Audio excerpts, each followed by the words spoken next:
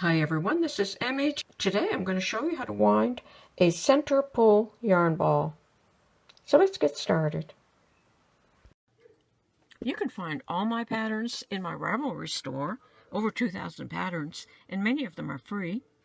Or on Etsy, HectaFavorites is my shop name there, and I have approximately 700 patterns. To make these balls of yarn, I'm going to use a paper roll from a paper towel. If you don't have a paper roll like this, you could just roll up some newspaper. So I'm just going to tear a little slit here, and I'm going to place my yarn in there, and I'll leave the extra down inside like that.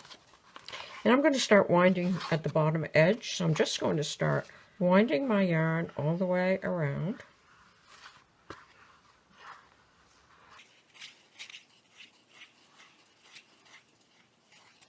And when I get near the bottom, I'm going to start winding back up this way.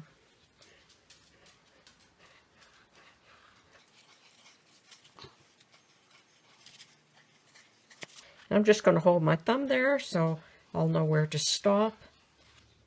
And then I'm going to go back down to the other end. And I'm going to keep doing that. Okay, so I've wound up all my yarn. I'm just going to tuck this end in like that. And then here's my top end. I'm going to release that from there. And with the roll, you can just pinch it a little bit and slide it off. And there you have a center pull yarn ball. And to use the paper roll, I have an opening here. So I'm going to tuck my yarn end in there. And the same way I worked with the paper roll, I'm just going to start winding my yarn. Like that. Go all the way down, come back and forth. And I have another one here. And there's my center pull yarn.